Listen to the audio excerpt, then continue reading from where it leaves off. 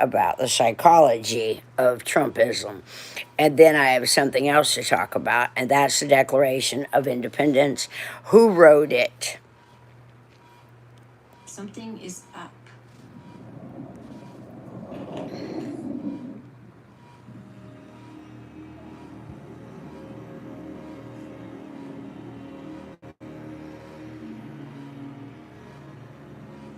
Мы будем стремиться к демилитаризации и денацификации Украины. Russian forces are now operating inside the city limits.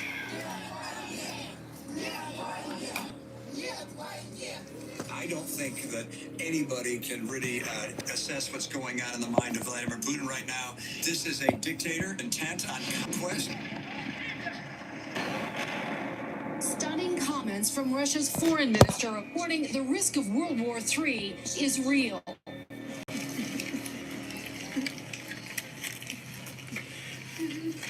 Horrible, horrible. Are we in an air raid? Yes. Yeah, we are. We had the air raid. So there's another coming. Wait, there'll be three. Three cruise missile caliber. Look. Stand by. I spent quite a bit of time here in the pre-war period. The more I saw of the war going on, the more I thought, I'm done talking, all right? It's time to take action here. So about a month ago, I joined the International Legion here in Ukraine, and I am here to help this country fight, what essentially is a war of extermination. They are mass murdering civilians, which is against all laws of war. These are war crimes.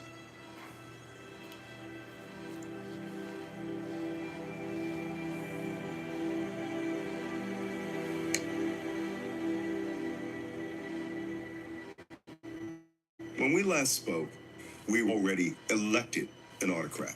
The United States had brought in Vladimir Putin's choice to be the autocrat who would lead America into what I call the axis of autocracies. And that would be Russia and the Western European autocrats, Brazil, some of these big nations who are getting rid of democracy. Today, the Ukrainian people are defending not only Ukraine, we are fighting for the values of Europe and the world. If they gain victory here, they will continue with other European countries. I see it as a wall, and the easternmost wall of democracy is now under siege in full-scale combat by a very large army with the intent to wipe out that democracy and thus break the democratic hold on Europe so that autocracies could flourish again. А сегодня мы видим инфраструктуру НАТО прямо у нашего дома. Более того, обсуждаются вопросы вступления Украины в НАТО. Russia did not invade Ukraine because they wanted to join NATO. What he's really terrified of is a democracy on his border that's flourishing. Yesterday, reporters asked me if I thought President Putin was smart.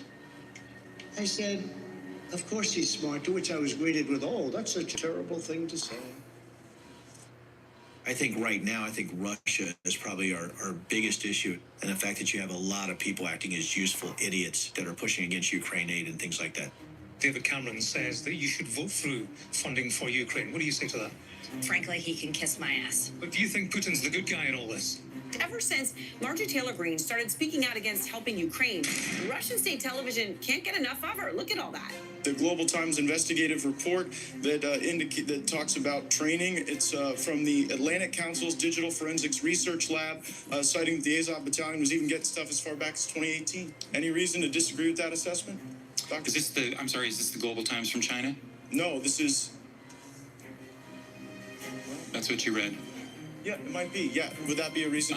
As a general matter, I don't take Beijing's propaganda at face value. What do we do in the South China Sea with China and Taiwan? We're not going to react to China and Taiwan? Oh, we got the Israel-Hamas problem. You have all this happening, and now you have the United States that can't tell the difference between a fantasy and a fact. Holy shit. That means now the United States, the one power in the world, the stabilizing power for democracies, what is next, right? What other disinformation are certain congressional representatives going to, ingest? Then what are they going to put out to the American public based on fantasy or based on disinformation, based on the fact they're just trying to win in their district? That's the issue. In the Cold War, we always saw that there was a competition, right, between our ways of life. That's what the Cold War was originally about. We represented democracy and freedom and all those things, and they represented totalitarian state and communism.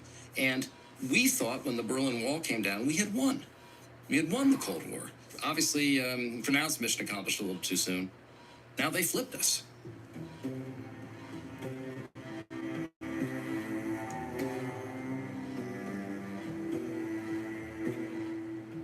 There is a conspiracy to adopt oligarchy as the world government. Oligarchy is when the government is in the hands of men with means. They want power. They want to control us. They want control of the resources. They want control of the society, control of the information. What was the first country Trump went to? It was Saudi Arabia. I don't make deals with Saudi Arabia. I don't have money from Saudi Arabia. I have nothing to do with Saudi Arabia. I couldn't care less. Trump didn't prosecute them for, killing the journalist Khashoggi, right? Our president boasts about having defended the person who ordered that torture, murder, dismemberment. I just don't know what to add. These people of money and power realize they can form a coalition and they can take over. And that's the idea. They believe that democracy. This is a new beginning. Where common sense Is our common ground. Where American values unite us And don't divide us. This is a time to come together. This is now. For all America. This is us. Fox should News? end No. in the West, and that the oligarchy of each nation should form an axis of autocracies. And Donald Trump's election was to elect an autocrat. That doesn't sound so fanciful anymore, does it? Who scares you more, Putin or Trump and company GOP? Trump, without any question. And I'm not going to sugarcoat it. I'm not here to make you glad hand or happy, and I'm not here as a Democrat to tell you that. I'm here as an intelligence professional to tell you what I talk with my peers overseas.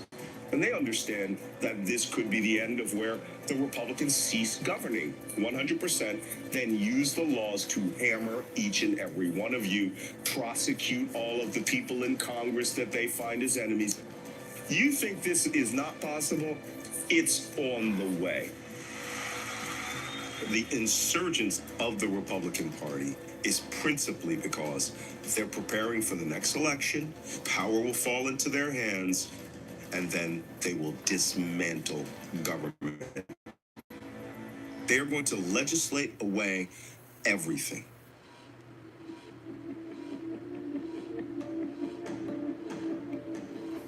What is Project 2025? It's a call for you to come work here. Project 2025 is a massive policy document, over 900 pages, where a bunch of extremely conservative Republicans drew up a wish list for saying what policies they would like to see enacted. This is the movement. We are going to be prepared day one, January 2025, to march into office and bring a new army of aligned, trained, and essentially weaponized conservatives ready to do battle against the deep state. Dismantle everything the government is doing on climate policy and on environmental protections. Taking out Medicare and Medicaid? Who's talking about that right now? Roll back women's rights, LGBT rights, cut more social programs, cut taxes for billionaires even more. Concentrating as many powers as possible in the presidency. Give the president as many absolute powers as they can, like changing the line of command to the FBI to make it more directly answerable to the president, making it serve as a personal security force. Permanent changes to how American government works to achieve more than we've ever seen under a conservative president before. It says that all of the ambassadors of the United States in the entire world should be fired or should resign the first day of the new administration, and that there should be a focus on installing loyalists to the president in the critical countries. If they did it, and you can imagine Trump's cronies, some of whom have business dealings with the Saudis and some of them business dealings with the Russians, in these positions, you have a recipe for corruption on a scale we've never seen before, where the entire U.S. diplomatic corps is put at the service of one man with corrupt business interests. They're very clear. It's a loyalty test. Like, it is about, like, what do you think about Donald Trump? And if you can't pass that, you're not going to get into the government. And it's a big deal because we're not talking a couple hundred people. We're talking, it could be tens of thousands of people. They're not just talking about 25 through 29. They're talking about how they remake the U.S. government in their image. And that project is a much longer tail than any 4 years. And I think it's important to note that in Plan 2025, there are at least 2 articles that actively call for an end to government efforts to monitor disinformation. And they even state, especially before an election period. Bottom line is that we need to have an army of conservatives ready to march in day one. And they're going to be equipped because of how we're training them and giving them the battle plan.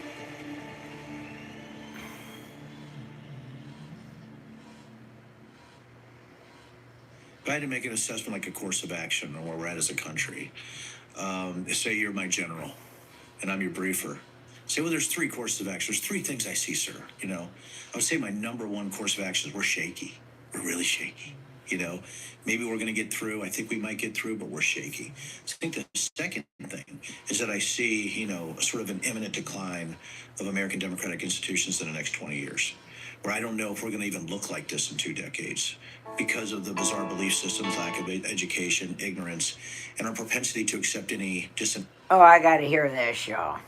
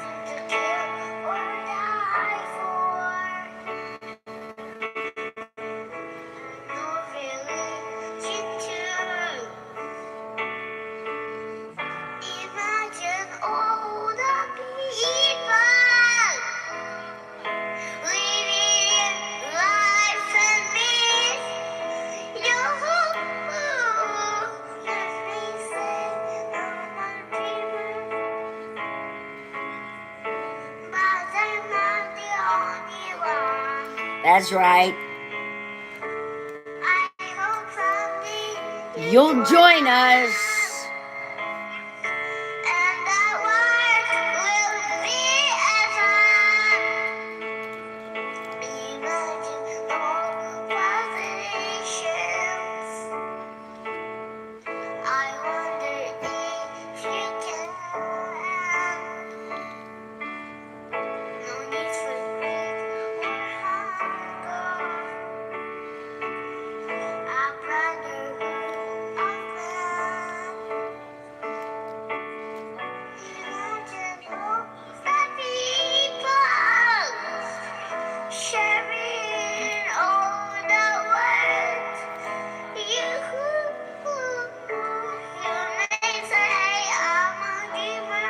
Aw, but I'm not the only one.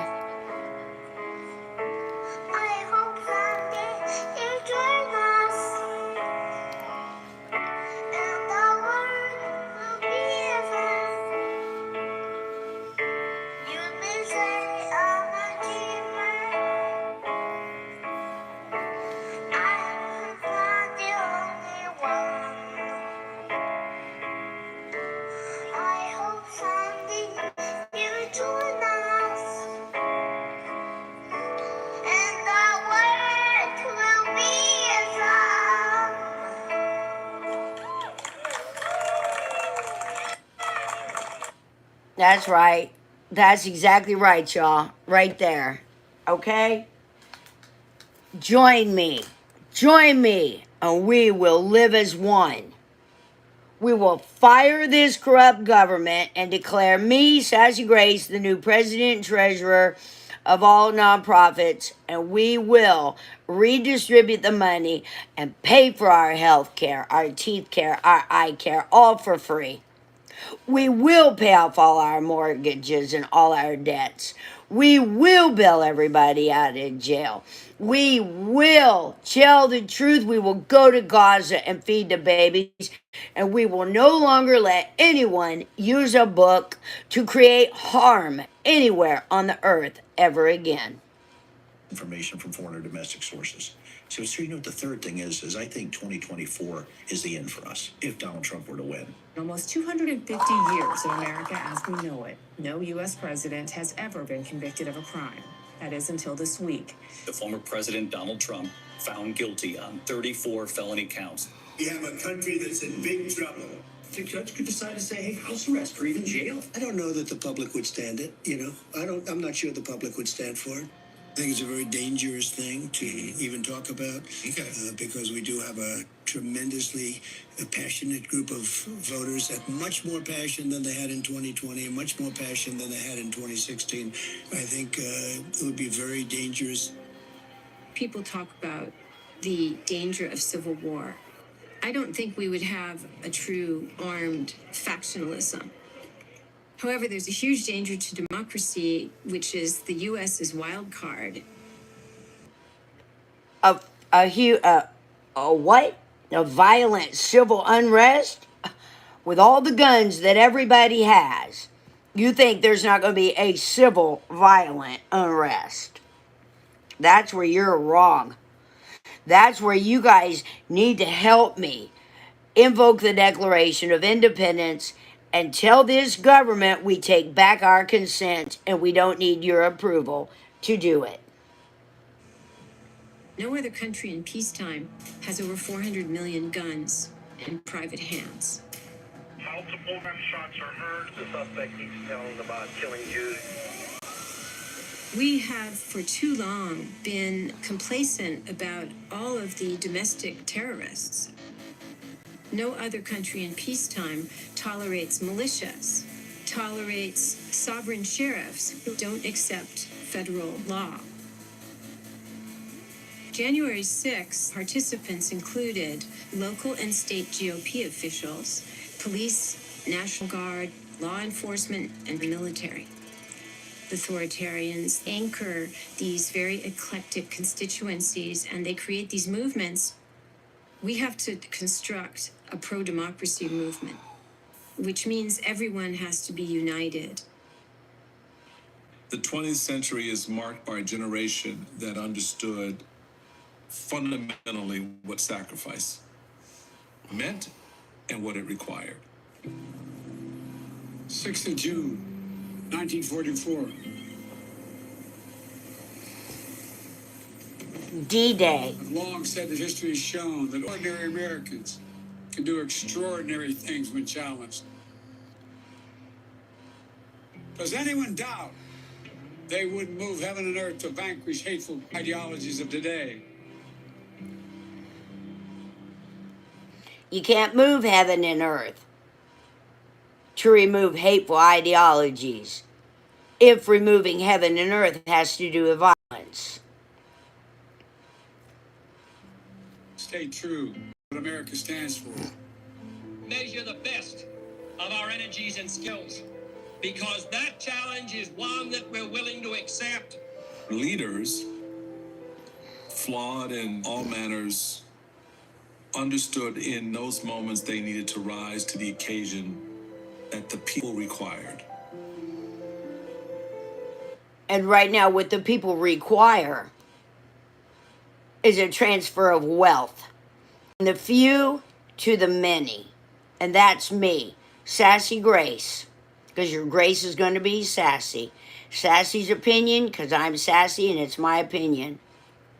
And I am going to lead the free people in a revolution where we take back consent from this corrupt government and we take back our money from the nonprofits. When Roosevelt, after Pearl Harbor, goes into the well of the Congress, he brought us along and said to us, I'm going to need you to sacrifice on this. He said, I'm going to need you to sacrifice on this one. What else was going on at that time? Something was happening. Nazism. Something was happening in the United States that was trying to be taken over. And so they let Pearl Harbor happen. They instigated it. They caused Japan to do it. They knew Japan was coming. They had every opportunity to stop it. It was not a surprise attack for them, but for us. I'm going to need you to do some things that are going to require a lot.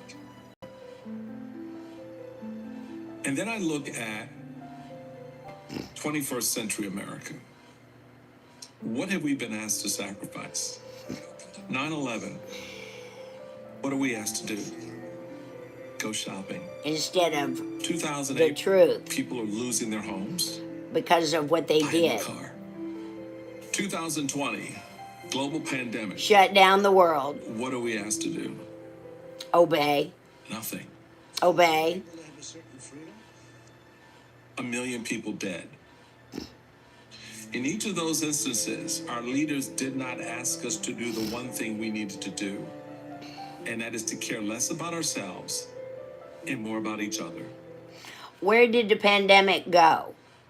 Where did COVID-19 go? What exactly happened there? Because it don't just disappear. There is no herd immunity. No. This right here, y'all, we need to look at that for what it was. Yeah, a lot of people lost their lives, but we don't know who actually did this to us. And more about the greater good. To sacrifice. Do you love this country? Are you willing to be... Do you love this country?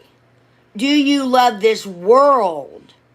Do you love people? It's not God bless America.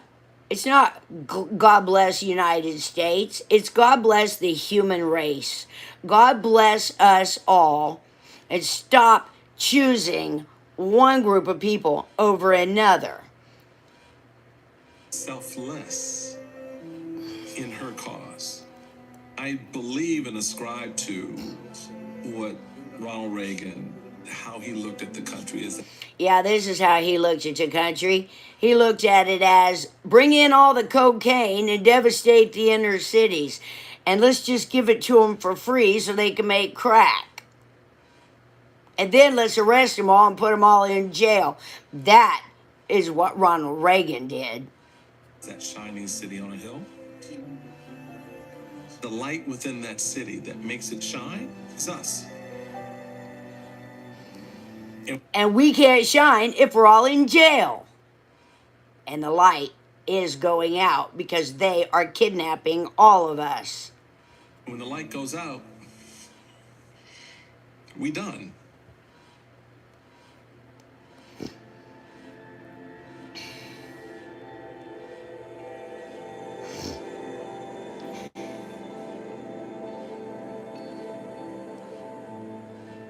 I don't think people understand how fragile, at the end of the day, democracy actually is.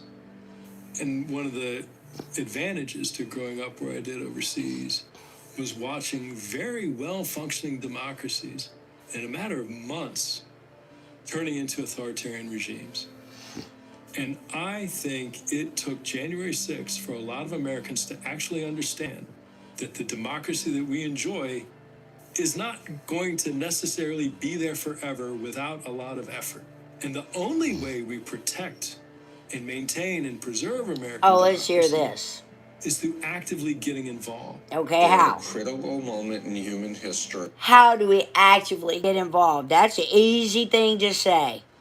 Okay, so what are you saying to do? Because I'm saying choose me to be the new president treasurer of make trillions and trillions of dollars and fire our government and take back our consent.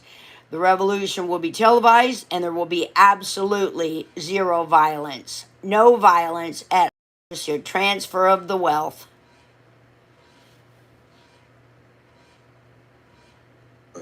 This is not something that can be put off of, another few years. No, it can't. It can be very hard to reach people who are under the sway of disinformation. And my own mother, she was radicalized during the pandemic. And this was very upsetting. So at first, I stopped speaking to her. And then I realized that was exactly the wrong thing to do. I engage with these people still every day, and I say that's my penance. I'm trying to get them out of the cult. I don't want them to stop being Republicans or conservatives. I want them to believe in and acknowledge basic truths and believe that Trump conned them. Well, the basic truth is we don't need Republicans or Democrats. We don't need left or right. We don't need labels. What we need is the truth. And the truth is there are dying, starving people all over the earth who are being tortured, and we must go save them now. They have to accept they've been lied to. That's where I see the light bulb go off generally. You find points that you have in common on other subjects, and you keep speaking to people, you keep speaking to them, as I did with my mother, and eventually was able to get through to her. You have to be optimistic that the world can change and change in a better way, and then you have to fight to do it because it's just not going to happen. You really have to fight, and we're going to have to fight like hell. And if you're fighting... No, we're not going to have to fight like hell or fight on a digital battlefield. What we're going to say is we take back our consent. As Sassy Grace is the new president and treasurer of all nonprofits. On that digital battlefield, you got to remember Mike Flynn said that they have digital warriors. They absolutely mean it. At some point, you got to drag the actual originators. You got to drag those vampires out into the sunlight and expose them. That's the only way we're going to win. Because at some point, you got to fight. No. Let me give you the bad news. That's what I'm doing now. That's what I'm doing now, I guess. I'm dragging these vampires out into the sunlight and exposing them for what they are. Short-term solution. The short-term solution is we start helping everybody and we stop doing what this corrupt government tells us to do. And that is a long-term solution mixed with a short-term solution. Do it all right now. Start where we are. Today is July 4th. Today is the Declaration of Independence, not the Constitution. With a short-term solution. We're not getting out of this thing tomorrow, and we're not getting out of this thing in 2024, and Fox News is not going to change their business model anytime soon. They will when nobody's watching them anymore, and everybody is headed out the door to save the dying, starving people being tortured. So the immediate task in front of us is to support the only person who can make sure Trump's not reelected. And that is me. Choose me to be the new president and treasurer of all nonprofits. And we will make sure that we are never again governed by a king. But if Trump went away tomorrow, Ron DeSantis will pick it up. It has to be more than a blue wave. It has to be a wave of Republicans that stand for America, independents that are against totalitarianism, and Democrats will have to embrace them with open arms to understand that we are all one nation. No, we just need to fire them all. When we fire them all, there will be no more. They ain't going to have to understand nothing except we're going to go help the people that are screaming for help. We need to conduct civil dialogue on the way. To we're not electing representatives. Who, may not give them everything they want, whether they be on the right or the left, but act in good faith. Do you see? They keep trying to do the same thing over and over, and that's insanity. They keep wanting to do it over and elections, do it in good faith, act in good faith, and try to accommodate. Nope, that's not what we're doing anymore. To try to accommodate the interests and the beliefs of the people they represent. The only interests and beliefs that we represent is going and stopping people from being tortured right now. We're now at a point where we can't afford to lose a single election cycle because the first election cycle we lose will be the last election. What election cycle is he talking about? Who is he talking about? What is he talking about? I know I'm not the only one to say that. If the Republicans do get their hands on enough levers of power, they will manipulate it so. Everyone manipulates it. Don't just say it's Republicans, because it's Democrats. It's everybody who gets in office who always says they're going to do something, and either they can't do it, they get pushed out, or they completely change script, or they lied. A fair election. A fair election. Do they even understand what they're electing? We're not electing somebody to control us. We are asking people to do a job that tells people how to conduct life so that no one ever again is starving or thirsty or naked or has nowhere to live or hasn't got love on the whole face of the earth. So that there can never be a fair election again. So what am I valuing here? Do I value having cheap gas greater than I value the democracy? Do I value having a low inflation rate more than the right to vote? I mean, where are you drawing your lines here? What is principally important to you? Because guess what, America? Gas prices will go down. Inflation will recede. Democracy, when it is gone, will not come back. Whatever your politics, whatever you think about the outcome of the election, we as Americans must all agree on this. Donald Trump's conduct on January 6th was a supreme violation of his oath of office and a complete dereliction of his duty to our nation. It is a stain on our history. It is a dishonor to all those who have sacrificed and died. Then why? If what he's saying right here in Congress to everybody is the truth, then why was Donald Trump not impeached and allowed to run again? In service of our democracy. The forces Donald Trump ignited that day have not gone away. The militant, intolerant ideologies, the militias, the alienation and the disaffection, the weird fantasies and disinformation. They're all still out there, ready to go. Yes. That's the elephant in the room. Right. But if January 6th has reminded us of anything, I pray it has reminded us of this. Laws are just words on paper. Oaths matter more than party tribalism or the cheap thrill of... Oaths matter more. Oaths. I took an oath when I joined the military to uphold and defend our Constitution against foreign and domestic enemies. Domestic enemies against our Constitution, which is only the instructions for the Declaration of Independence. Declaration of Independence is the law of the land, not the Constitution. The Constitution are only instructions on how to carry out that freedom. Declaration of Freedom. Scoring political points. We, the people, must demand more of our politicians and our...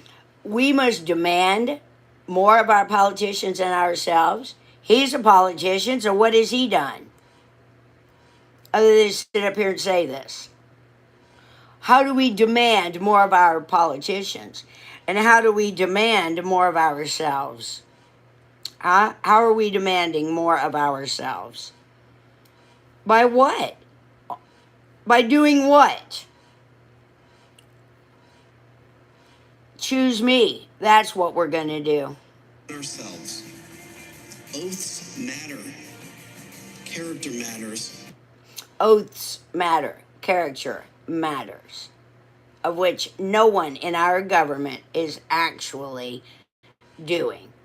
And when I went into Ed Rose's house, after his wife invited me in to try to stop Ed from potentially murdering his family and himself, I got arrested for trespassing. My oath mattered than them telling me to leave.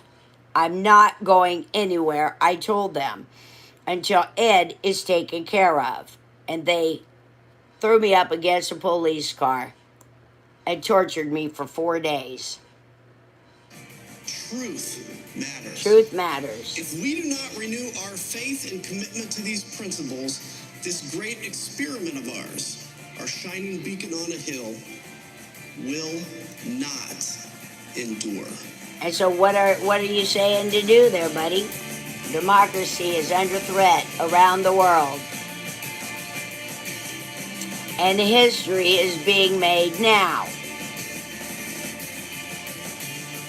Stand up and be counted.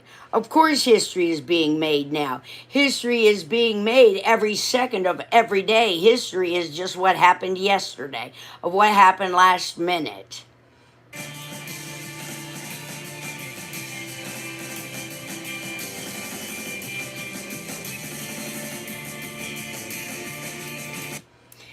The game is up. What is this? This documents the stories of American citizens as they recount their evolutions from Trump supporters to adamant adversaries. Y'all,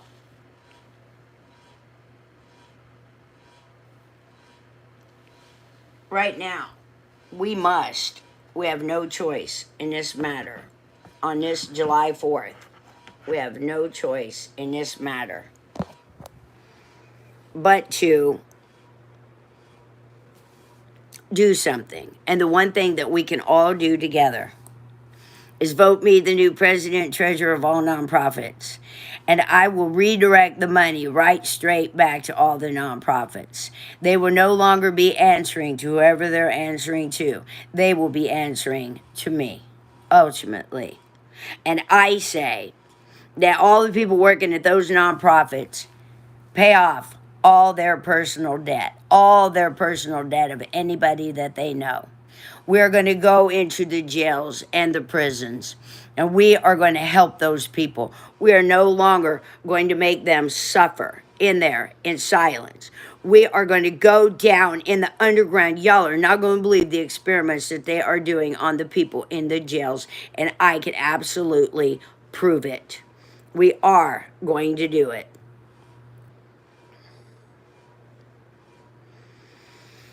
All right, y'all. I just need to take a break for a minute, so